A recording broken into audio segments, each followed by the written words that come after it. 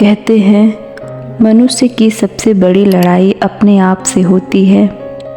यह लड़ाई अच्छाई और बुराई के बीच होता है, प्रेम और घृणा के बीच, स्वार्थ और परोपकार के बीच।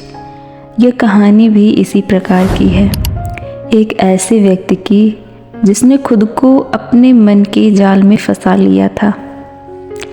समीर एक आम आदमी था, पर उसमें एक अलग बात थी। उसे दुनिया से घृणा आती, लोग उसे मतलबी लगते, रिश्ते स्वार्थी और समाज ढोंगी लगता।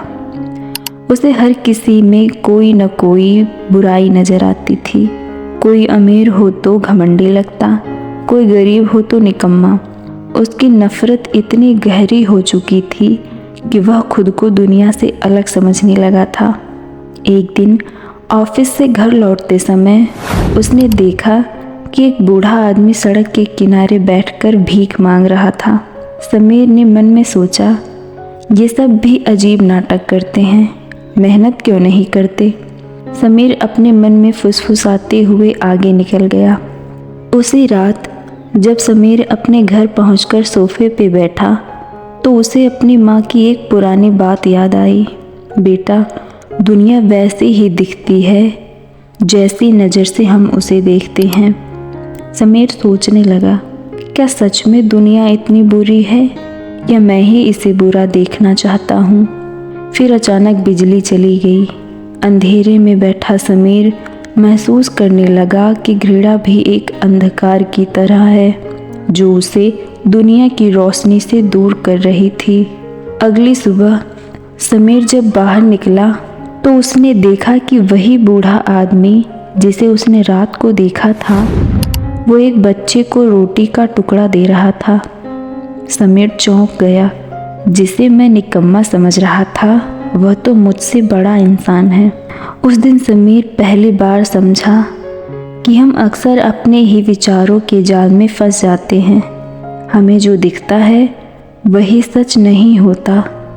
मन अगर नफ़रत से भरा हो तो हमें दुनिया खराब लगती है, पर अगर हम उसे प्रेम से देखें तो हर इंसान में अच्छाई नज़र आती है।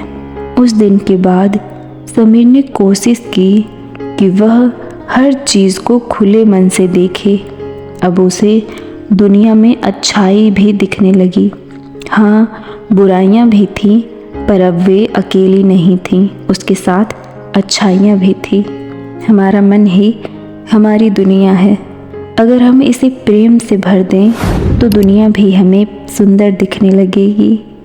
हम अक्सर सोचते हैं कि दुनिया बुरी है, लोग स्वार्थी हैं, रिश्ते मतलब के हैं, लेकिन सच तो ये है कि हमारा नज़रिया ही हमारी हकीकत बनता है। यदि हम घृणा से देखेंगे तो दुनिया हमें दोगुनी बुरी लगेगी, पर अगर हम प्रेम से देखें तो हमें हर जगह अच्छाई नज़र आएगी। तो अब यह निर्णय आपका है। आप अपनी दुनिया को कैसा देखना चाहते हैं? आप इस दुनिया को किस नज़रिए से देखते हो? कमेंट में ज़रूर बताना। धन्यवाद।